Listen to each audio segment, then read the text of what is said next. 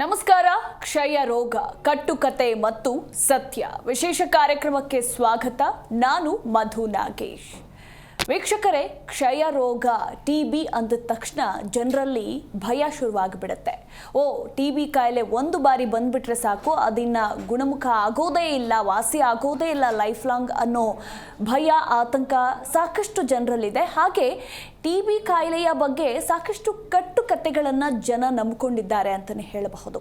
ಹಾಗಿದ್ರೆ ಆ ಕಟ್ಟುಕತೆಗಳು ಏನು? ಆ್ಯಕ್ಚುಲ್ ಆಗಿ ಇರುವಂತಹ ಟ್ರೂ ಫ್ಯಾಕ್ಟ್ ಅಂದರೆ ಸತ್ಯ ಏನು?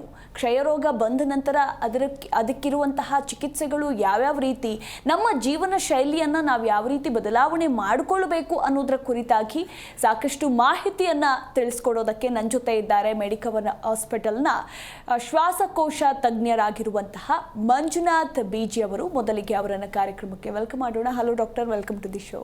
ನಮಸ್ಕಾರ ಡಾಕ್ಟರ್, ಹೇಗಿದ್ದೀರಾ? ನಾನು ಆರಾಮಾಗಿದ್ದೀನಿ. ಇವತ್ತು ಆ್ಯಕ್ಚುಲಿ ತುಂಬ ಒಳ್ಳೆಯ ದಿವಸ ಕ್ಷಯರೋಗದ ಬಗ್ಗೆ ಮಾತಾಡೋಕ್ಕೆ. ಯಾಕಂದರೆ ಇವತ್ತು ನಾವು ವಿಶ್ವ ಕ್ಷಯರೋಗ ದಿವಸ ಅಂತ ಆಚರಿಸ್ತಾ ಇದ್ದೀವಿ. ಓಕೆ. ವಿಶ್ವ ಕ್ಷಯರೋಗ ದಿವಸ ಯಾಕೆ ಮಾರ್ಚ್ 24ಕ್ಕೆ ಆಚರಿಸ್ತಾ ಇದ್ದಾರೆ ಅಂದರೆ 1882ರಲ್ಲಿ ರಾಬರ್ಟ್ ಕಾಚ್ ಅಂತ ಒಬ್ಬ ವಿಜ್ಞಾನಿಯು, ಅವರು ನಮ್ಮ ವೈಜ್ಞಾನಿಕ ಅಂದರೆ ಮೆಡಿಕಲ್ ಫೀಲ್ಡ್ಗೆ ಅವರ ಕಾಂಟ್ರಿಬ್ಯೂಷನ್ ಏನಿದೆಯಲ್ಲ ಅದು ತುಂಬಾ ದೊಡ್ಡದಾಗಿದೆ. ಅವರು 1982ರಲ್ಲಿ ಮಾರ್ಚ್ 24ನೇ ತಾರೀಕು ಅನೌನ್ಸ್ ಮಾಡಿದರು, ನಾನು ಕ್ಷಯರೋಗವನ್ನು, ಯಾಕಂದರೆ ಅದಕ್ಕಿಂತ ಮುಂಚೆ ಕ್ಷಯರೋಗ ವಿಶ್ವದಲ್ಲಿ ಎಷ್ಟೋ ಕೋಟಿ ಮರಣಗಳನ್ನ ಕಾಸ್ ಮಾಡ್ತಾ ಇತ್ತು. ಎಷ್ಟೋ ಶತಮಾನಗಳ ಪ್ರಯತ್ನಗಳ ನಂತರ ಅದು ಯಾವ ಕೀಟಾಣು ಅಂದರೆ ಸೂಕ್ಷ್ಮ ಜೀವಿ ಅಂತೀವಲ್ಲ, ಮೈಕೋಬ್ಯಾಕ್ಟೀರಿಯಂ ಟ್ಯೂಬರ್ಕ್ಯುಲೋಸಿಸ್ ಅಂತ ಅದರ ಹೆಸರು, ಅದನ್ನು ಅವರು ಐಸೋಲೇಟ್ ಮಾಡಿದ್ರು. ಸೊ ಅಲ್ಲಿಂದ ನಾವು ಓಕೆ, ಇದು ಈ ಕೀಟಾಣು ನಮಗೆ ಕ್ಷಯರೋಗನ ಕಾಸ್ ಮಾಡ್ತಾ ಇರೋದು ಅಂತ ಅದರಿಂದ ಮುಂದೆ ರಿಸರ್ಚ್ಗಳು, ಅದರಿಂದ ಮತ್ತೆ ಅದನ್ನು ಹೆಂಗೆ ಟ್ರೀಟ್ ಮಾಡಬೇಕು, ಅದು ಟ್ರೀಟ್ ಮಾಡಿದ್ಮೇಲೆ ಅದು ಸಾಯತ್ತಾ ಬಿಡತ್ತಾ ಅಂತ ಎಲ್ಲ ತುಂಬ ಔಷಧಿಗಳೆಲ್ಲ ಬರೋಕ್ಕೆ ಸ್ಟಾರ್ಟ್ ಆಯಿತು. ಅಲ್ಲಿಂದ ಕ್ಷಯರೋಗದ ಒಂದು ಟ್ರೀಟ್ಮೆಂಟ್ ಅಂತ ಶುರುವಾಗಿರೋದು. ಅದಕ್ಕಿಂತ ಮುಂಚೆ ಏನಿದ್ರು ಐಸೋಲೇಷನ್ನು ನ್ಯೂಟ್ರಿಷನ್ನು ಅಂತ ಪ್ರಯತ್ನಗಳು ನಡೀತಾ ಇತ್ತು. ಅದಾಗಿನೂ 1 in 4 ಡೆತ್ಸ್ ಅವಾಗಿನ ಟೈಮಲ್ಲಿ ಯುರೋಪಲ್ಲಿ ಹೇಳ್ತಾರೆ ಅದನ್ನು, ಅಂದರೆ Europe was far advance than other rest of the world. 1 in 4 deaths ಅವಾಗ ಈ ಕ್ಷಯರೋಗದ ಕಾರಣದಿಂದನೇ ಆಗ್ತಾ ಇದ್ದಿದ್ದು. ಸೊ ಈಗ ಅವ್ರೇನು ಅವತ್ತು ಅದನ್ನ ಕೀಟಾಣುನ ಕಂಡು ಹಿಡಿದ್ರು, ಅಲ್ಲಿಂದ ಅದಕ್ಕೆ ಔಷಧಿಗಳಂತ ಬಂದು ಟ್ರೀಟ್ಮೆಂಟ್ ಅಂತ ಶುರುವಾಯಿತು. ಅದಾದಮೇಲೆ ಈಗ ನಾವು ಕ್ಷಯರೋಗ ಅಂದರೆ ಒಂದು ಗುಣಮುಖ ಪಡಿಸುವಂಥ ಒಂದು ಕಾಯಿಲೆ. ಅದಕ್ಕಿಂತ ಮುಂಚೆ ಟಿ.ಬಿ ಬಂತು ಅಂದರೆ ಮುಗೀತು, ಒನ್ ವೇ ಅಂತ. ಈಗ ಅದು ಟಿ.ಬಿ ಬಂದ್ರೂ ಅದನ್ನ ನಾವು ಆರಾಮಾಗಿ ಕೆಲವೊಂದು ಔಷಧಿಗಳು, ಬಟ್ ಸ್ವಲ್ಪ ದೀರ್ಘವಾಗಿ ಔಷಧಿಗಳು ಕೊಡಬೇಕಾಗತ್ತೆ ಬೇರೆ ಇನ್ಫೆಕ್ಷನ್ಗೆ ಹೋಲಿಸ್ಕೊಂಡ್ರೆ. ಬಟ್ ಗುಣಮುಖರನ್ನಾಗಿ ಮಾಡ್ಬೋದು ಅಂತ ಮಾತ್ರ ನಾವು ಈಗ ಖಡಾಖಂಡಿತವಾಗಿ ಹೇಳ್ಬೋದು. ಹಾಗಾಗಿ ಇವತ್ತಿನ ದಿವಸ ನಮ್ಮ ಕ್ಷಯರೋಗದ ಇದರಲ್ಲಿ ತುಂಬ ಒಂದು ಉತ್ತಮವಾದ ದಿವಸ. ಎಸ್ ಡಾಕ್ಟರ್, ಇನ್ನೂ ಸಾಕಷ್ಟು ತಪ್ಪು ಕಲ್ಪನೆಗಳಿವೆ ಟಿ.ಬಿ ಬಗ್ಗೆ ಜನಕ್ಕೆ. ಸೊ ಆ ತಪ್ಪು ಕಲ್ಪನೆಗಳು ಏನೇನು ಅನ್ನೋದ್ರ ಕುರಿತಾಗಿ ತಿಳಿಸ್ಕೊಡಿ. ಮೊದಲನಾಗಿ ಹೇಳಿದ್ನಲ್ಲ, ಮೊದಲನೆಯ ತಪ್ಪು ಕಲ್ಪನೆ ಎಷ್ಟೋ ಜನರಲ್ಲಿ ಇನ್ನೂ ಏನಿದೆ ಅಂದರೆ, ಅದು ಮುಂಚೆ ಈಗ ಈ ಔಷಧಿಗಳು ಬರೋಕ್ಕಿಂತ ಮುಂಚೆ ಅದು ಸತ್ಯವೂ ಹೌದಾಗಿತ್ತು. ಅದೇನಂದರೆ ಕ್ಷಯರೋಗ ಬಂದರೆ ಮುಗೀತು, ಕನ್ಸಂಪ್ಷನ್ ಅಂತ ಇದ್ರು ಅವಾಗ. ಕನ್ಸಂಪ್ಷನ್ ಅಂದರೆ ಅದು ಮನುಷ್ಯನ ತಿಂದಾಕ್ಬಿಡ್ತಿತ್ತು ಅಂತ. ಅಂದರೆ ದಷ್ಟಪುಷ್ಟವಾಗಿರೋ ವ್ಯಕ್ತಿನೂ ಸೊರಗಿ ಬರೀ ಸ್ಕಿನ್ಸ್ ಆ್ಯಂಡ್ ಬೋನ್ಸ್ ಆಗಿ ಸತ್ತೋಗ್ತಾ ಇದ್ದಂಥ ಕಾಲ ಇತ್ತು. ಸೊ ಅವಾಗಿಂದನೂ ಜನರಿಗೆ ತಲೆಯಲ್ಲಿ ಏನು ಕೂತಿದೆ ಅಂದರೆ, ಕ್ಷಯರೋಗ ಬಂದರೆ ಮುಗೀತು, ನಾವು ಸತ್ತಂಗೆ ಅಂತ ಒಂದು ದೊಡ್ಡ ಮಿಸ್ಕನ್ಸೆಪ್ಷನ್. ಅದು ಮೊದಲನೆಯದಾದ ಕಟ್ಟುಕತೆ. ಆದರೆ ಸತ್ಯ ಏನಂದರೆ, ಇವಾಗ ಎಷ್ಟು ಅಡ್ವಾನ್ಸ್ಮೆಂಟ್ ಆಗಿದೆ ಕ್ಷಯರೋಗದ ವಿಷಯದಲ್ಲಿ ಟ್ರೀಟ್ಮೆಂಟಲ್ಲಿ ಅಂದರೆ, ನಾವು ಒಂದು ಔಷಧಿಗಳು 6 ತಿಂಗಳು ಇನ್ನೂ ಬರ್ತಾ ಅದು ಇನ್ನೂ ಕಡಿಮೆ ಆಗ್ತಾ ಹೋಗ್ತದೆ. ಈಗ 4 ತಿಂಗಳು 3 ತಿಂಗಳು ಹಂಗೆ ಬರ್ತಾ ಇನ್ನೂ ಕಡಿಮೆ ಆಗುತ್ತೆ. ಬಟ್ ಈಗ ಕರೆಂಟಾಗಿ ವೈಡ್ಲಿ ಅವೈಲೇಬಲ್ ಇರೋವಂಥ ಟ್ರೀಟ್ಮೆಂಟಲ್ಲಿ ಈಗ ನಾವು ಶ್ವಾಸಕೋಶದ ಟಿ.ಬಿಯಲ್ಲಿ ತಗೊಂಡ್ರೆ 6 ತಿಂಗಳು ಔಷಧಿ ಕೊಟ್ಟರೆ ಕ್ಷಯರೋಗ ಕಂಪ್ಲೀಟಾಗಿ ಗುಣಮುಖರನ್ನಾಗಿ ಮಾಡ್ಬೋದು ಆ ವ್ಯಕ್ತಿಗಳನ್ನ. ಸೊ ಹಾಗಾಗಿ ಫಸ್ಟ್ ಕಟ್ಟುಕತೆ ಏನಂದರೆ, ಕ್ಷಯರೋಗ ಬಂದರೆ ನಮಗೆ ಏನು ಬೇರೆ ದಾರಿನೇ ಇಲ್ಲ ಅನ್ನೋಂಥದ್ದೊಂದು ಅದು ಈಗ ನಿಜವಲ್ಲ. ಕ್ಷಯರೋಗ ಬಂದರೆ ನಾವು ಆರಾಮಾಗಿ ಅದನ್ನು ಟ್ರೀಟ್ ಮಾಡಿ ಗುಣಮುಖರನ್ನಾಗಿ ಮಾಡ್ಬೋದು ಅನ್ನೋದನ್ನು ಜನರಿಗೆ ಅರ್ಥ ಮಾಡಿಸ್ಬೇಕು. ಇನ್ನು ಡಾಕ್ಟರ್, ಈ ಟಿ ಬಿ ಅನ್ನೋದು ಹೇಗೆ ಹರಡುತ್ತೆ ಅಂದರೆ ಸಾಕಷ್ಟು ಜನ ಅನ್ಕೊಂಡ್ಬಿಟ್ಟಿದ್ದಾರೆ ಕ್ಯಾಶುವಲ್ ಕಾಂಟ್ಯಾಕ್ಟ್ನಿಂದ ಈ ಕ್ಷಯರೋಗ ಹರಡುತ್ತೆ ಅಂತ. ಸೊ ಹೇಗಿದು ಬರುತ್ತೆ ಅಂತ ಡಾಕ್ಟರ್? ಈಗ ಸಾಮಾನ್ಯವಾಗಿ ಎಲ್ಲ ಕಾಯಿಲೆಗಳ ಬಗ್ಗೆ ಒಂದು ಸ್ವಲ್ಪ ಕಟ್ಟುಕತೆಗಳು ಇದ್ದೇ ಇರ್ತವೆ. ಅದೇ ರೀತಿ ಕ್ಷಯರೋಗ ಅಂದರೆ ಅದು ಹೇಗೆ ಹರಡತ್ತೆ ಅಂತ ಜನರಲ್ಲಿ ಇನ್ನೂ ಸ್ವಲ್ಪ ಅಪನಂಬಿಕೆಗಳಿದ್ದಾವೆ. ಅಂದರೆ ಈಗ ನಾನು ಫಾರ್ ಎಕ್ಸಾಂಪಲ್ ನನಗೆ ಟಿ ಬಿ ಇದ್ದರೆ ನನ್ನ ಮುಟ್ಟೋದ್ರಿಂದ ಅಥವಾ ನಾನು ಊಟ ಮಾಡಿರೋ ತಟ್ಟೆನ ಅವರು ತೊಳೆಯೋದ್ರಿಂದ ಆ ಥರದ್ದು ಅಥವಾ ಅವರ ಬಟ್ಟೆಗಳನ್ನ ಒಗೆಯೋದ್ರಿಂದ ಹಾಗೇನಾದರೂ ಟಿ ಬಿ ಬರುತ್ತೆ ಅಂತ ತುಂಬ ಜನರಲ್ಲಿ ಇನ್ನೂ ತುಂಬ. ಯಾಕಂದರೆ ಪ್ರತಿ ಸಲ ಈಗ ಒಬ್ಬ ಕ್ಷಯರೋಗನ ವ್ಯಕ್ತಿನ ನಾವು ನೋಡಿದಾಗ ಅವ್ರ ಫ್ಯಾಮಿಲಿಯವರು ಅವ್ರನ್ನ ಹೊರಗಡೆ ಕಳಿಸಿ ಕೇಳೋದಿದೆ ಒಂದು, ಸರ್ ನಾವು ಒಂದೇ ತಟ್ಟೆ ಅಂದರೆ ನಾವು ಒಂದೇ ಮನೆಯಲ್ಲಿ ಇರ್ಬೋದಾ ಅಥವಾ ಅವ್ರ ತಟ್ಟೆಗಳನ್ನೆಲ್ಲ ನಾವು ಮುಟ್ಬೋದಾ, ಬಟ್ಟೆಗಳನ್ನ ಮುಟ್ಬೋದಾ ಅಂತ ತುಂಬ ತುಂಬ ಒಂದು ಭಯ ಇರುತ್ತೆ, ಈ ಥರ ಹರಡ್ಬಿಡುತ್ತೇನೋ ಅಂತ. ಆದರೆ ನಿಜ ಏನು ಅಂದರೆ ಕ್ಷಯರೋಗ ಹರಡೋಕ್ಕೆ ಮುಖ್ಯವಾದ ಒಂದು ದಾರಿ ಅಂದರೆ ಆ ವ್ಯಕ್ತಿ, ಅದು ಯಾರು ಶ್ವಾಸಕೋಶ ಟಿ ಬಿ ಇರೋಂಥ ವ್ಯಕ್ತಿ, ಅದರಲ್ಲಿ ಮತ್ತೆ ಬೇರೆ ಬೇರೆ ಥರ ಟಿ ಬಿಗಳಿದ್ದಾವೆ. ಶ್ವಾಸಕೋಶಗಳಲ್ಲಿ ಟಿ ಬಿ ಇರೋಂಥ ವ್ಯಕ್ತಿ ಕೆಮ್ಮಿದಾಗ, ಮಾತಾಡಿದಾಗ, ಹಾಡಿದಾಗ ಅಥವಾ ಸ್ನೀಸ್ ಮಾಡಿದಾಗ ಅವ್ರದ್ದೇನೋ ಆ ರೆಸ್ಪಿರೇಟರಿ ಸೆಕ್ರಿಷನ್ಸ್ ಅಂತೀವಲ್ಲ, ಅವು ಗಾಳಿಯಲ್ಲಿ ಬಂದು ಅವನ್ನ ನಾವು ಉಸಿರು ಜೊತೆ ಒಳಗಡೆ ಎಳ್ಕೊಂಡ್ರೆ ಆವಾಗ ನಮಗೆ ಟಿ ಬಿ ಕಾಯಿಲೆ ಇನ್ಫೆಕ್ಷನ್ ಆಗೋಂಥ ಚಾನ್ಸಸ್ ತುಂಬ ಜಾಸ್ತಿ. ಅದು ಬಿಟ್ಟು ಆ ವ್ಯಕ್ತಿನ ಮುಟ್ಟೋದ್ರಿಂದ ಆಗಲಿ ಅಥವಾ ಅವ್ರ ಊಟ ಮಾಡಿರೋ ತಟ್ಟೆಗಳನ್ನ ನಾವು ತೊಳೆಯೋದ್ರಿಂದ ಅಥವಾ ಅವ್ರು ಮಲ್ಕೊಂಡಿರೋ ಬೆಡ್ಗಳನ್ನ ನಾವು ಕ್ಲೀನ್ ಮಾಡೋದ್ರಿಂದ ಆಗಲಿ ಯಾವತ್ತೂ ಕ್ಷಯರೋಗ ಹರಡಲ್ಲ ಅಂತ ಅದು ಸತ್ಯಾಂಶ. ಇನ್ನೂ ಒಂದು ನಂಬಿಕೆ ಇದೆ ಜನರಲ್ಲಿ ಡಾಕ್ಟರ್, ಅಂದರೆ ಈ ಒಂದು ಟಿ ಬಿ ಕಾಯಿಲೆ ಪೋಷಣಾಹೀನತೆಯಿಂದ ಮಾತ್ರ ಬರುತ್ತೆ ಅನ್ನೋ ನಂಬಿಕೆ ಕೂಡ ಇದೆ. ಇದು ಸತ್ಯನಾ ಅಂತ?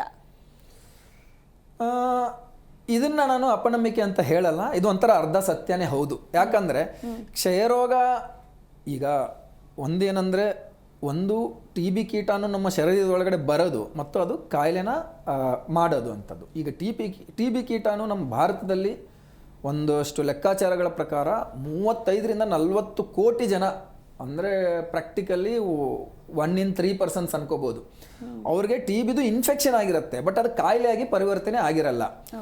ಸೊ ಇನ್ಫೆಕ್ಷನ್ ಆದಾಗ ಅದು ಕಾಯಿಲೆನ ಕಾಸ್ ಮಾಡಬೇಕು ಅಂದರೆ ಅದಕ್ಕೆ ಸೂಕ್ತವಾದ ಒಂದು ಎನ್ವೈರ್ಮೆಂಟ್ ಕ್ರಿಯೇಟ್ ಆಗಬೇಕು. ಅದು ಏನು?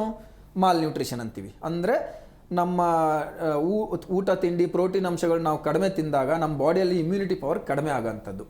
ಅದು ಒಂದು ಮುಖ್ಯವಾದ ಅಂಶ ಟಿ ಬಿ ಕಾಯಿಲೆನ ಕಾಸ್ ಮಾಡೋಕ್ಕೆ. ಬಟ್ ಅದು ಒಂದೇ ಅಲ್ಲ, ಬೇರೆ ಕೆಲವೊಂದು ಬೇರೆ ಕಾಂಟ್ರಿಬ್ಯೂಟಿಂಗ್ ಫ್ಯಾಕ್ಟರ್ಸ್ ಅಂತ ಹೇಳ್ತೀವಿ ನಾವು.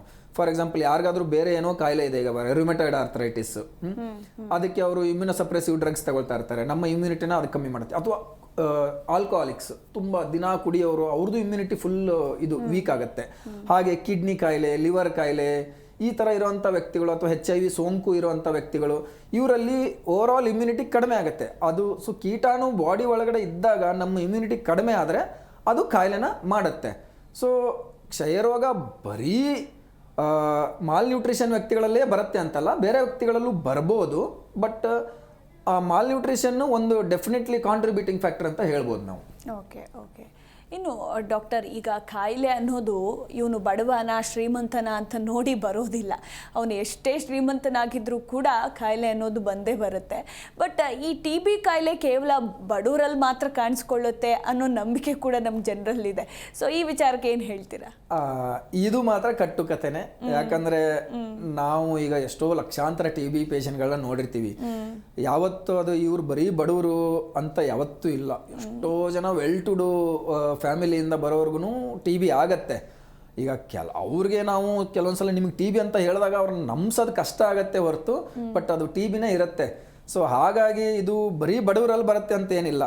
ಯಾವುದೇ ವ್ಯಕ್ತಿ ಆದ್ರೂ ಯಾವತ್ತು ನಮ್ಮ ಶರೀರದಲ್ಲಿ ನಮ್ಮ ರೋಗ ನಿರೋಧಕ ಶಕ್ತಿ ಕಮ್ಮಿ ಆಗುತ್ತೋ, ಅದಕ್ಕೆ ಬರೀ ಊಟ ತಿಂಡಿ ಕಡಿಮೆ ಆಗೋದು ಅಥವಾ ನಮ್ಮ ಲಿವಿಂಗ್ ಕಂಡೀಷನ್ನು ಪೂವರ್ ಆಗಿರೋದು ಅಷ್ಟೇ ಕಾರಣ ಆಗಿರಲ್ಲ. ಬೇರೆ ಏನೇನೋ ಕಾರಣ, ಸ್ಟ್ರೆಸ್, ನಾವು ಎಷ್ಟೇ ಶ್ರೀಮಂತರಾಗಿದ್ರು ನಮಗೆ ಜಾಸ್ತಿ ಸ್ಟ್ರೆಸ್ ಇತ್ತು, ಅಥವಾ ನಾವು ತುಂಬ ದಪ್ಪವಾಗಿದ್ದು ಒಬೆಸಿಟಿ ಅಂತೀವಲ್ಲ ಅದು ಇದ್ದು, ಅಥವಾ ನಾವು ಟೈಮ್ಗೆ ನಮ್ಮ ಶರೀರಕ್ಕೆ ಏನೇನು ಬೇಕು ಅಂದರೆ ನಮ್ಮ ಎಕ್ಸರ್ಸೈಸ್ಗಳಾಗಲಿ ಊಟ ತಿಂಡಿಗಳು. ಈಗ ಶ್ರೀಮಂತರಾಗಿರೋರೆಲ್ಲ ಒಳ್ಳೆ ಊಟ ತಿಂತಾರೆ ಅಂತ ಏನಿಲ್ಲ, ಎಷ್ಟೋ ಜನ ಬರೀ ಜಂಕ್ ಫುಡ್ ತಿನ್ಕೊಂಡೇ ಕಾಲ ಕಳೀತಾರೆ. ಸೊ ಅವೆಲ್ಲ ಇಮ್ಯುನಿಟಿಗೆ ಒಂದು ಕಡಿಮೆ ಮಾಡೋಂಥ ಕಾಂಟ್ರಿಬ್ಯೂಟಿಂಗ್ ಫ್ಯಾಕ್ಟರ್ಸ್ ಅಂತೀವಿ. ಸೊ ಹಾಗಾಗಿ ಈ ಕಾಯಿಲೆ ಬರೀ ಬಡವರಲ್ಲಿ ಬರುತ್ತೆ, ಶ್ರೀಮಂತರಲ್ಲಿ ಬರಲ್ಲ ಅಂತ ಯಾರಾದರೂ ಅಂದ್ಕೊಂಡಿದ್ರೆ ಅದು ಶುದ್ಧ ತಪ್ಪು ನಂಬಿಕೆ ಅಂತ ಹೇಳ್ತೀನಿ ನಾನು. ಎಸ್ ಡಾಕ್ಟರ್, ಇನ್ನು ನೀವು ಆಗಲೇ ಹೇಳ್ತಾ ಇದ್ರಿ, ಸೊ ಈ ಒಂದು ಕ್ಷಯರೋಗಕ್ಕೆ ಟ್ರೀಟ್ಮೆಂಟ್ ಕಂಪ್ಲೀಟ್ ಆಗೋಕ್ಕೆ 6 ತಿಂಗಳು ಬೇಕು, ಸಂಪೂರ್ಣವಾಗಿ ಗುಣಮುಖರಾಗ್ತಾರೆ ಅಂತ. ಸಾಕಷ್ಟು ಜನರು ಮಾತ್ರೆಗಳಿಂದ ಕೂಡ ನಾವು TB ರೋಗವನ್ನು ಗುಣಪಡಿಸ್ಕೊಳ್ಳಬಹುದು ಅಂತ ಕೂಡ ಅಂದ್ಕೊಂಡಿದ್ದಾರೆ. ಸೊ ಈ ಬಗ್ಗೆ ಏನು ಹೇಳ್ತೀರಾ? ಈಗ ಒಂದು ಸಲ TB ಅಂತ ನಾವು ಡಯಾಗ್ನೋಸ್ ಮಾಡಿದ್ಮೇಲೆ ಅದು ಯಾವ ಆರ್ಗನ್ನ ಅಫೆಕ್ಟ್ ಮಾಡ್ತಾ ಇದೆ ಅಂತ. ಈಗ ಇನ್ನೊಂದು ಅಪನಂಬಿಕೆ ನಾನೇ ಹೇಳ್ಬಿಡ್ತೀನಿ. ಇನ್ನೊಂದು ದೊಡ್ಡ ಅಪನಂಬಿಕೆ ಅಂದರೆ TB ಅಂದರೆ ಬರೀ ಶ್ವಾಸಕೋಶದ್ದು ಮಾತ್ರ ಕಾಯಿಲೆ. ನನಗೆ ಎಷ್ಟೋ ಜನರಿಗೆ ಈಗ ನಾವು ಬೇರೆ ಏನೋ TB ಡಯಾಗ್ನೋಸ್, ಈಗ TB ಅಂದಮೇಲೆ ಅದು ನಮ್ಮ ಶರೀರದಲ್ಲಿ ಯಾವ ಆರ್ಗನ್ನಾದರೂ ಇನ್ವಾಲ್ವ್ ಮಾಡ್ಬೋದು. ಬ್ರೈನಿಂದ ಹಿಡ್ಕೊಂಡು, ಕಣ್ಣಿಂದ ಹಿಡ್ಕೊಂಡು, ನಮ್ಮ ಲಿಂಫ್ ನೋಡ್ಸ್ ಅಂತೀವಿ, ಅಥವಾ ನೀರು ತುಂಬ್ಕೊಳ್ಳುತ್ತೆ, ಹಾರ್ಟ್ ಸುತ್ತ ನೀರು ತುಂಬ್ಕೊಳ್ಳೋಂಥದ್ದು, ಹೊಟ್ಟೆಯಲ್ಲಿ ನೀರು ತುಂಬ್ಕೊಳ್ಳೋ, ಹೊಟ್ಟೆದು ನಮ್ಮ ಕರುಳುಗಳಲ್ಲೂ TB ಆಗತ್ತೆ. ಅಷ್ಟೇ ಅಲ್ಲ, ಒಂದು ಜನರಲ್ ಸೈಂಟಿಫಿಕ್ ಇದು ಇರೋದಂದ್ರೆ ಥೈರಾಯ್ಡು, ಮಸಲ್ಸ್ ಎಲ್ಲ ಸ್ವಲ್ಪ ಕಡಿಮೆ ಇನ್ವಾಲ್ವ್ ಆಗ್ತಾ ಅಂತ ಹೇಳ್ತಾರೆ. ಬಟ್ ನಾವು ತುಂಬ ಥೈರಾಯ್ಡ್ TBಗಳನ್ನೂ, ಅಂದರೆ ತುಂಬ ಅಲ್ಲ ಬಟ್ ಕೆಲವೊಂದು ಥೈರಾಯ್ಡ್ TBಗಳನ್ನ ನೋಡಿದ್ದೀವಿ. ಮಸಲಲ್ಲೂ ಅದು TB ಬರೋಂಥದ್ದನ್ನು ನೋಡಿದ್ದೀವಿ. ಹಾಗೆ ಬೋನ್ TB ತುಂಬ ಸಾಮಾನ್ಯವಾಗಿ ನೋಡ್ತೀವಿ. ನೀವು ಪಾಟ್ ಸ್ಪೈನ್ ಅಂತ ಒಂದು ಸ್ಪೆಸಿಫಿಕ್ ಡಯಾಗ್ನೋಸಿಸ್ ಇದೆ. ಅಂದರೆ ನಮ್ಮ ಈ ಬೆನ್ನು ಮೂಳೆ ಬೋನ್ಗಳಲ್ಲೂ TB ಹರಡುತ್ತೆ. ನಾವು ಈಗ ರೀಸೆಂಟಾಗಿ ನಾನು ಒಂದು ಇಲ್ಲಿ ಅಂದರೆ ನಮ್ಮ ಕೈ ಬೋನಲ್ಲೂ TB ನೋಡಿದ್ದೀನಿ, ಕ್ಲಾವಿಕಲಲ್ಲಿ TB ನೋಡಿದ್ದೀನಿ. ಸೊ TB ನಮ್ಮ ಶರೀರದ ಯಾವುದೇ ಭಾಗವನ್ನಾದರೂ ಇನ್ವಾಲ್ವ್ ಮಾಡ್ಬೋದು. ನಮ್ಮ MBBS ಟೈಮಲ್ಲಿ ನಮ್ಮ ಗುರುಗಳ ಒಂದು ವಾಕ್ಯ ಹೇಳ್ತಾ ಇದ್ರು, ನನಗೆ ಅದು ಇನ್ನೂ ಚೆನ್ನಾಗಿ ನೆನಪಿದೆ. ಅವರು ನಮಗೆ ರೌಂಡ್ಸಲ್ಲಿ ಹೇಳೋರು, TB can cause anything except pregnancy ಅಂತ ಹೇಳೋರು. ಸೊ ಆ ಥರ TB ನಮಗೆ ಯಾವುದೇ ರೀತಿಯಾದ ಕಾಯಿಲೆಗಳಾಗಿ ನಾವು ನೋಡ್ತೀವಿ. ಸೊ ಹಾಗಿದ್ದಾಗ ಈಗ ಒಂದೊಂದು ಎಲ್ಲಿ TB ಇದೆ ಅನ್ನೋದ್ರ ಮೇಲೆ ನಮ್ಮ ಟ್ರೀಟ್ಮೆಂಟ್ ಸ್ವಲ್ಪ ಮಟ್ಟಿಗೆ ಡ್ರಗ್ಸ್ಗಳಲ್ಲಾಗಲಿ ಡ್ಯೂರೇಷನಲ್ಲಾಗಲಿ ವೇರಿ ಆಗುತ್ತೆ. ಈಗ ಸರ್ವೇ ಸಾಮಾನ್ಯವಾಗಿ ನೋಡುವಂಥ TB ಅಂದರೆ ನಮ್ಮ ಲಂಗ್ಸ್ TB, ಶ್ವಾಸಕೋಶ TB. ಅದರಲ್ಲಿ 6 ತಿಂಗಳು ಅದಕ್ಕೊಂದು ರೆಜಿಮೆಂಟ್ ಅಂತ ಇದೆ. ಶುರುವಿಗೆ 2 ತಿಂಗಳು ನಾವು 4 ಔಷಧಿಗಳು ಕೊಡ್ತೀವಿ, ಆಮೇಲೆ ಒಂದು 4 ತಿಂಗಳು ಒಂದು 3 ಔಷಧಿಗಳು ಕೊಡ್ತೀವಿ. ಅದು ರೆಜಿಮೆಂಟ್ ಮಾಡಿ ಒಂದು 6 ತಿಂಗಳು ಕಂಪ್ಲೀಟ್ ಮಾಡಿದ್ರೆ 99% ಶ್ವಾಸಕೋಶ TB ಸರಿ ಹೋಗುತ್ತೆ, ಅವ್ರು ಕರೆಕ್ಟಾಗಿ ಮಾತ್ರೆಗಳು ತಗೊಂಡು ಊಟ ತಿಂಡಿ ಎಲ್ಲ ಚೆನ್ನಾಗಿ ತಿನ್ಕೊಂಡು ಮಾಡಿದ್ರೆ. ಬಟ್ ಈಗ ಕೆಲವೊಂದು ಬೋನ್ TB ಅಂತ ಬಂದರೆ ಅಥವಾ ಬ್ರೈನ್ TB ಬಂದರೆ ಅಲ್ಲಿ ನಾವು 6 ತಿಂಗಳಕ್ಕಿಂತಲೂ ಸ್ವಲ್ಪ ಎಕ್ಸ್ಟೆಂಡ್ ಮಾಡಬೇಕಾಗತ್ತೆ. ಈಗ ಲಿಂಫ್ ನೋಡ್ TB ಬಂದರೆ ನಮಗೆ ಯೂಶುವಲಿ ಗೊತ್ತೇ ಆಗಲ್ಲ ಎಷ್ಟು ದಿನ ಕೊಡಬೇಕು. ನಾವು ಕೊಡ್ತಾ ಇರ್ತೀವಿ, ಒಬ್ಬೊಬ್ಬರು ನಾವು 1.5 ವರ್ಷ ಎಲ್ಲ ಕೊಟ್ಟಿರೋದೆಲ್ಲ ಇದೆ, ಆ ಥರ ಇರುತ್ತೆ. ಇನ್ನೂ ಒಂದು ಡ್ರಗ್ ರೆಸಿಸ್ಟೆಂಟ್ TB ಅಂತ. ಡ್ರಗ್ ರೆಸಿಸ್ಟೆಂಟ್ TB ನಾವು ಸರ್ವೇ ಸಾಮಾನ್ಯವಾಗಿ ಕೊಡುವಂಥ ಔಷಧಿಗಳು ಅದಕ್ಕೆ ರೆಸಿಸ್ಟೆನ್ಸ್ ಡೆವಲಪ್ ಮಾಡ್ಕೊಂಡಿರೋಂಥ TB ಏನಾದರೂ ಬಂದಿದ್ದರೆ ಅದರಲ್ಲಿ ಈಗ ಕರೆಂಟಾಗಿರೋ ನಮಗೆ ಅವೈಲೇಬಲ್ ಇರೋವಂಥ ರೆಜಿಮೆನ್ಗಳಲ್ಲಿ ಸ್ವಲ್ಪ ಜಾಸ್ತಿ ಟೈಮ್ ಇಡುತ್ತೆ. ಮುಂಚೆ 2 ವರ್ಷದೂ ಕೊಡ್ತಾರೆ, ಅದು ನಿಧಾನಕ್ಕೆ ಕಡಿಮೆ ಆಗ್ತಾ ಬರ್ತಾ ಇದೆ. ಈಗ ಮುಂಚೆ 6 ತಿಂಗಳಿದ್ದ ರೆಜಿಮೆನ್ನು ಇನ್ನು ಬರೋ ನೆಕ್ಸ್ಟ್ 5 ವರ್ಷ ಬಿಟ್ಟು ಅದು 6 ತಿಂಗಳು ಇರಲ್ಲ. ಯಾಕಂದ್ರೆ ಸೈಂಟಿಫಿಕ್ ಇವಾಲ್ಯೂಷನ್ ಆಗ್ತಾ ಇರೋದ್ರಿಂದ, ಹೊಸ ಔಷಧಿಗಳು ಬರ್ತಾ ಇರೋದ್ರಿಂದ, ಎವಿಡೆನ್ಸ್ ಬರ್ತಾ ಇರೋದ್ರಿಂದ ಈಗ 3 ತಿಂಗಳು 4 ತಿಂಗಳ ರೆಜಿಮೆನ್ಗಳೆಲ್ಲ ಬರ್ತವೆ ಮುಂದೆ. ಅದೇ ತರ ಡ್ರಗ್ ರೆಸಿಸ್ಟೆಂಟ್ TBಗೂ ಈಗ 6 ತಿಂಗಳ ರೆಜಿಮೆನ್ಗಳೆಲ್ಲ ಇದಾವೆ. ಬಟ್ ಅದು ಇನ್ನೂ ವೈಡ್ಲಿ ಅವೈಲೇಬಲ್ ಇಲ್ಲ, ನಮಗೆ ಎಲ್ಲಾ ಜನರಿಗೂ ಅಷ್ಟು ಈಸಿಯಾಗಿ ಅವೈಲೇಬಲ್ ಇಲ್ಲ. ಈಗಿರುವಂಥ ರೆಜಿಮೆನ್ನಲ್ಲಿ ಡ್ರಗ್ ರೆಸಿಸ್ಟೆಂಟ್ TBಯಲ್ಲಿ ಸ್ವಲ್ಪ ಉದ್ದವಾದ ಟ್ರೀಟ್ಮೆಂಟ್ನೇ ಕೊಡ್ತಾ ಇದ್ದೀವಿ ನಾವು. ಎಸ್ ಡಾಕ್ಟರ್, ನೀವು TBಯಲ್ಲಿ ಯಾವ್ಯಾವ ಟೈಪ್ಸ್ ಆಫ್ ವಿಧಗಳಿವೆ, ಕ್ಷಯರೋಗ ಇದೆ ಅನ್ನೋದ್ರ ಕುರಿತಾಗಿ ನೀವು ಮಾಹಿತಿಯನ್ನು ತಿಳಿಸ್ಕೊಡ್ತಾ ಇದ್ರಿ. ಹಾಗೆ ನಾನು ಟ್ರೀಟ್ಮೆಂಟ್ ಬಗ್ಗೆ ಕೂಡ ಕೇಳ್ತಾ ಇದ್ದೆ. ಸೊ ಈ ಒಂದು ಟ್ರೀಟ್ಮೆಂಟ್ ಪ್ರೊಸೀಜರ್ ಯಾವ ರೀತಿ ಇರುತ್ತೆ? ನಿಜಾನ ಮಾತ್ರೆಗಳಿಂದಲೇ ಗುಣಪಡಿಸ್ಕೊಳ್ಬಹುದಾ ಅಂತ? ಹೌದು. ಈಗ TBಗೆ ಮುಖ್ಯವಾಗಿ ಟ್ರೀಟ್ಮೆಂಟ್ ಅಂತ ಬಂದರೆ ಅದು ಮಾತ್ರೆಗಳೇ ಇರುತ್ತೆ. ಬಟ್ ಕೆಲವೊಂದು ಸಂದರ್ಭಗಳಲ್ಲಿ ಈಗ ಹೇಳಿದ್ನಲ್ಲ, ಈಗ ಬೆನ್ನು ಮೂಳೆ TBಯಲ್ಲಿ ಅದೇನಾದರೂ ಬೋನು ತುಂಬ ಡಿಸ್ಟ್ರಾಕ್ಟ್ ಆಗಿ ಅಲ್ಲಿ ತುಂಬ ಪಸ್ ಕಲೆಕ್ಟ್ ಆಗಿದ್ರೆ ಆವಾಗ ನಾವು ಶಸ್ತ್ರಚಿಕಿತ್ಸೆನೂ ಮಾಡಬೇಕಾಗಿ ಬರುತ್ತೆ.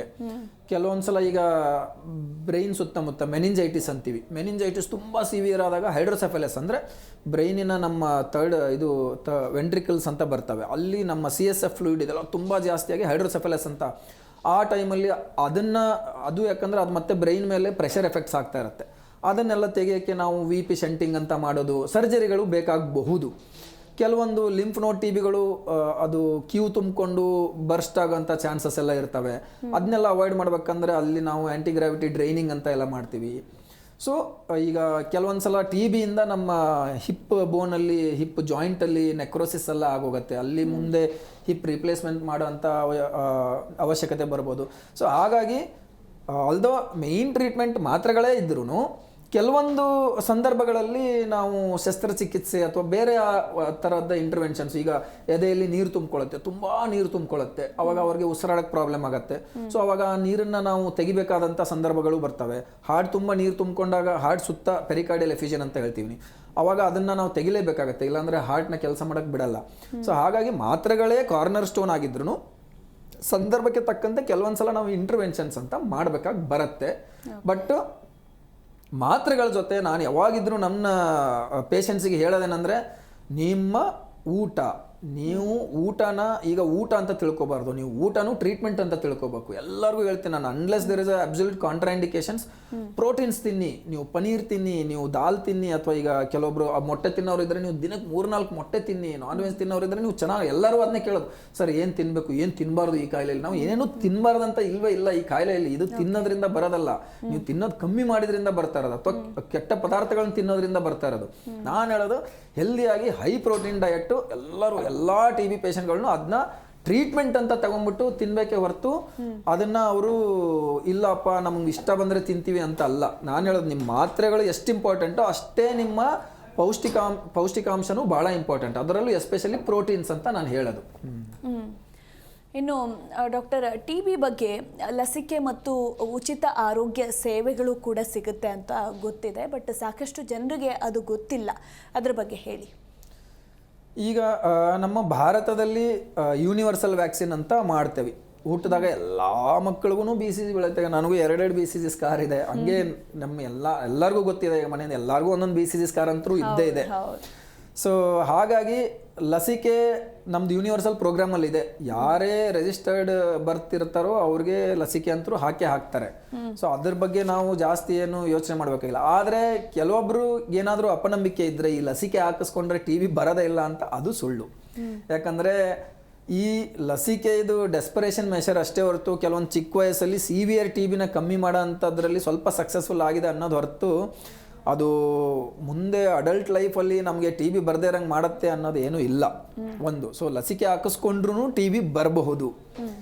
ಇನ್ನು ಯಾಕಂದರೆ T B is a public health problem, ಅದು ನನ್ನ ಇಂಡಿವಿಜುವಲ್ ಪ್ರಾಬ್ಲಮ್ ಅದಲ್ಲ. ನನಗೆ ಟಿ ಬಿ ಬಂದರೆ ಈಗ ನೀವು ನನ್ನ ಪಕ್ಕ ಕೂತಿದ್ದೀರಾ, ನಿಮಗೂ ಪ್ರಾಬ್ಲಮ್. ನನ್ನ ಜೊತೆ ಬಸ್ಸಲ್ಲಿ ಮೆಟ್ರೋದಲ್ಲಿ ಯಾರು ಟ್ರಾವೆಲ್ ಮಾಡ್ತಾರೋ ಅವ್ರಿಗೆಲ್ಲ ಪ್ರಾಬ್ಲಮ್, ನನ್ನ ಜೊತೆ ಆಫೀಸಲ್ಲಿ ಯಾರು ಕೆಲಸ ಮಾಡ್ತಾರೋ ಅವ್ರಿಗೆಲ್ಲ problem. So T B is a public health problem. ಈಗ ನನಗೆ ಟಿ ಬಿ ಬಂದರೆ ನನ್ನ ಪ್ರಾಬ್ಲಮ್. ಸೊ ಹಾಗಾಗಿ ಸರ್ಕಾರ ಏನು ಮಾಡಿದೆ ಅಂದರೆ, ಟಿ ಬಿ ಡಯಾಗ್ನೋಸಿಸಿಂದ ಹಿಡ್ಕೊಂಡು ಟ್ರೀಟ್ಮೆಂಟ್, ಮತ್ತು ಟಿ ಬಿ ಟ್ರೀಟ್ಮೆಂಟ್ ಕೊಡಬೇಕಾದ್ರೆ ನಾವೇನಾದರೂ ಮತ್ತೆ ಫಾಲೋ ಅಪ್ ಟೆಸ್ಟ್ಗಳು, ಮಾನಿಟರಿಂಗ್ ಅಂತ ಮಾಡ್ತೀವಿ, ಎಲ್ಲದಕ್ಕೂ ಉಚಿತವಾಗಿ ಕೊಡುವಂಥ ವ್ಯವಸ್ಥೆ ಮಾಡಿದೆ. ಅದು ಹೇಗಂದರೆ ಟಿ ಬಿ ಔಷಧಿಗಳನ್ನ ಮನೆಗೆ ಬಂದು ಎಷ್ಟು ಚೆನ್ನಾಗಿ ಪ್ರೋಗ್ರಾಮ್ ನಡೀತಾ ಇದೆ ನಮ್ಮ ಭಾರತ ದೇಶದಲ್ಲಿ, ಟಿ ಬಿ ಕಂಟ್ರೋಲ್ ಪ್ರೋಗ್ರಾಮ್. ಈಗ ಮುಂಚೆ ಅದಕ್ಕೆ RNTCP ಅಂತಿದ್ರು, ನ್ಯಾಷನಲ್ ಟ್ಯೂಬರ್ಕ್ಯುಲರ್ ಕಂಟ್ರೋಲ್ ಪ್ರೋಗ್ರಾಮ್ ಅಂತ. ಈಗ ಕಂಟ್ರೋಲ್ ಅಲ್ಲ, NTEP ಅಂತೀವಿ ನಾವು, ನ್ಯಾಷನಲ್ ಟ್ಯೂಬರ್ಕ್ಯುಲರ್ ಎಲಿಮಿನೇಷನ್ ಪ್ರೋಗ್ರಾಮ್ ಅಂತ. ಸೊ ಆ ಉದ್ದೇಶದಿಂದ ಈಗ ಒಂದು ಏನು ವಾರ್ ಫ್ರಂಟ್ ತಗೊಂಡ್ಬಿಟ್ಟು ಟಿ ಬಿದು ಟ್ರೀಟ್ಮೆಂಟು ಅಥವಾ ಡಯಾಗ್ನೋಸಿಸ್ಗೆ ಗೌರ್ಮೆಂಟು ಕೆಲಸ ಮಾಡ್ತಾ ಇದೆ.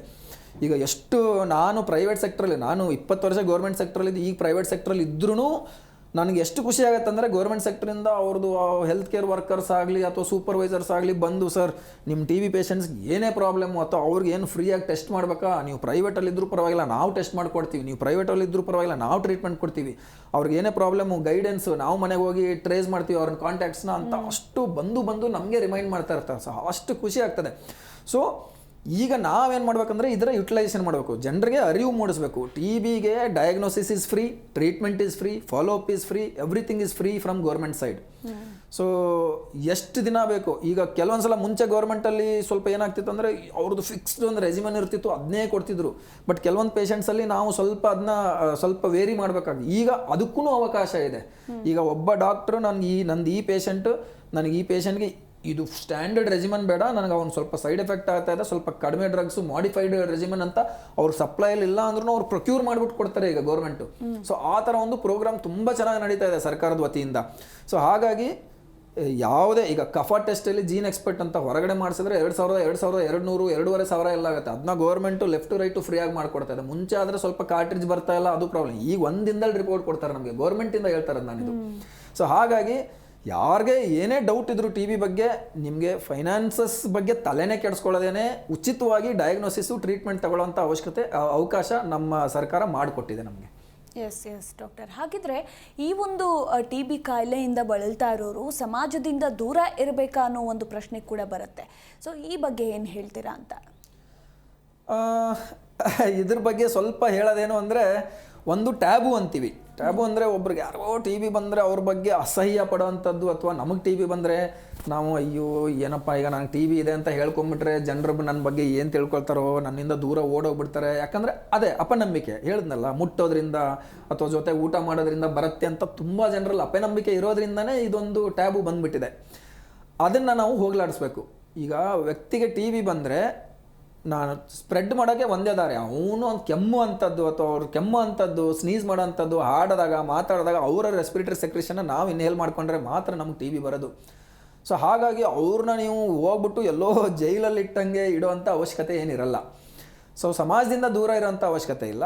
ಆದರೆ ಯಾರು ಪಲ್ಮನರಿ ಟಿ ಬಿ ಅಂದರೆ ನಮ್ಮ ಶ್ವಾಸಕೋಶ ಟಿ ಬಿ ಇರುತ್ತೋ ಅವರು ಖುದ್ದಾಗಿ ಯೋಚನೆ ಮಾಡಬೇಕು. ಈಗ ನಾನು ಒಂದು ಇನಿಷಿಯಲಿ ಈಗ ಒಬ್ಬ ಏನಾದರೂ ಕಂಟ್ರೋಲ್ಡ್ ಡಯಾಬಿಟಿಸ್ ಅಥವಾ ನಾನ್ ಇಮ್ಯುನೋಸಪ್ರೆಸ್ಡ್ ಪೇಷಂಟ್ಸಲ್ಲಿ ಇನಿಷಿಯಲಿ ಒಂದು 2 ರಿಂದ 3 ವಾರ ಅವರು ಸ್ಪ್ರೆಡ್ ಮಾಡ್ತಾರೆ. ಟ್ರೀಟ್ಮೆಂಟ್ ಸ್ಟಾರ್ಟ್ ಆದಮೇಲೂ ಹೇಳ್ತಾರೆ ನಾನು 2 ರಿಂದ 3 ವಾರ ಸ್ಪ್ರೆಡ್ ಮಾಡೋಂಥ ಅವಕಾಶ ಇರುತ್ತೆ.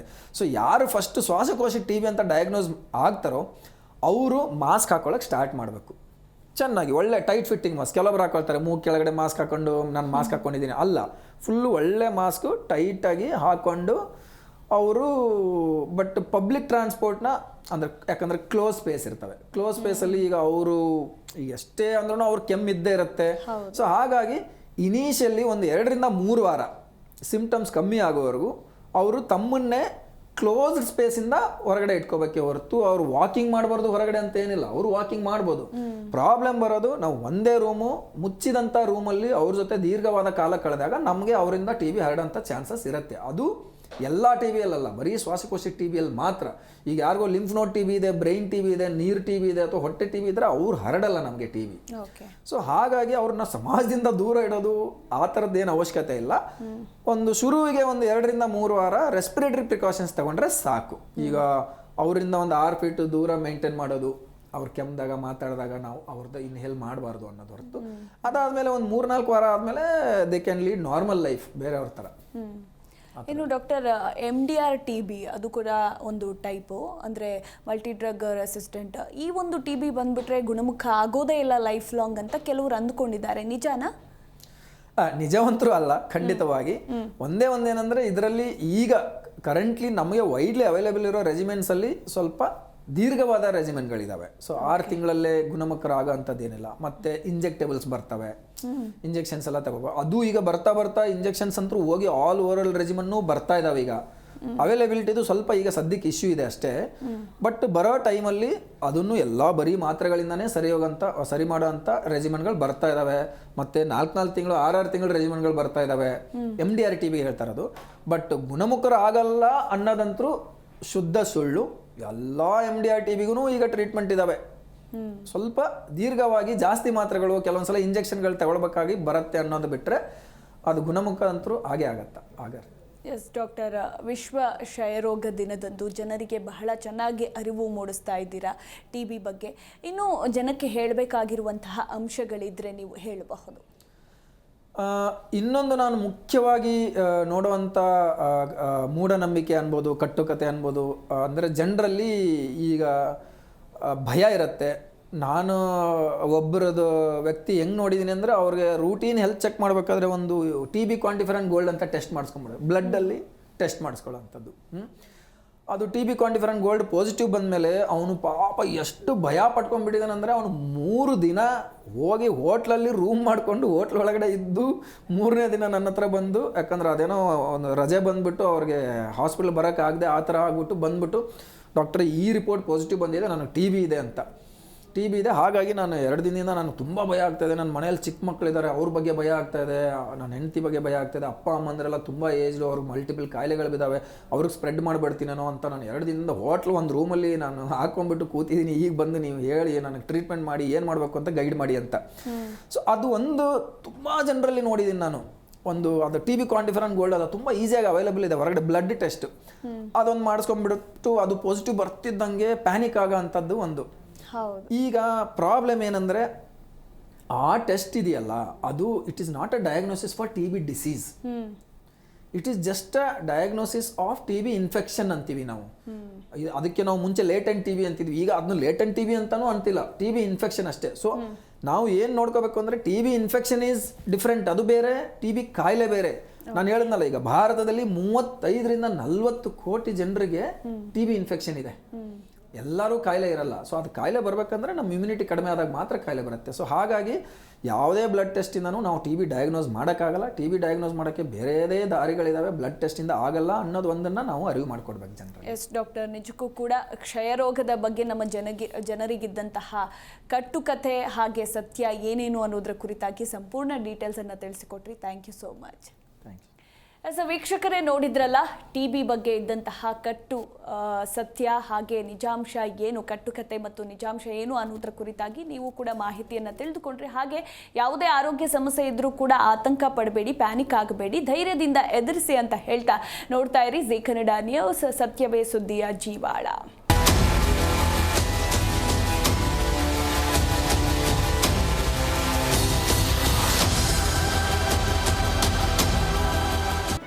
ಜೀ ಕನ್ನಡ ನ್ಯೂಸ್ ಈಗ ನಿಮ್ಮ ಮನೆಯಲ್ಲೇ ನೋಡಿ, ಎಲ್ಲ ಕೇಬಲ್ಗಳಲ್ಲಿ ಈಗ ಲಭ್ಯ. ನಿಮ್ಮ ನೆಚ್ಚಿನ ಜೀ ಕನ್ನಡ ನ್ಯೂಸ್ ಈಗ ಸನ್ ಡೈರೆಕ್ಟ್ ನಲ್ಲಿ number 292, Tata play number 1664, Jio TV number 1334, NXT digital number 30, in cable number 30, city networks 51, U digital number 162, GTPL number 17, Rockline telecommunications number 42, Shri Basaveshwara cable number 168, rural cable network 60, Vinayaka digital 57, Abhishek cable 821, city channel 53, Siddeshwara cable network 57, V4 digital Infotech 628, Surya digital networks 53, Gajanan digital number 836, Malnad infotech private limited number 56, metrocast number 830, victory digital number 167ರಲ್ಲಿ ನೋಡಿ ಆನಂದಿಸಿ.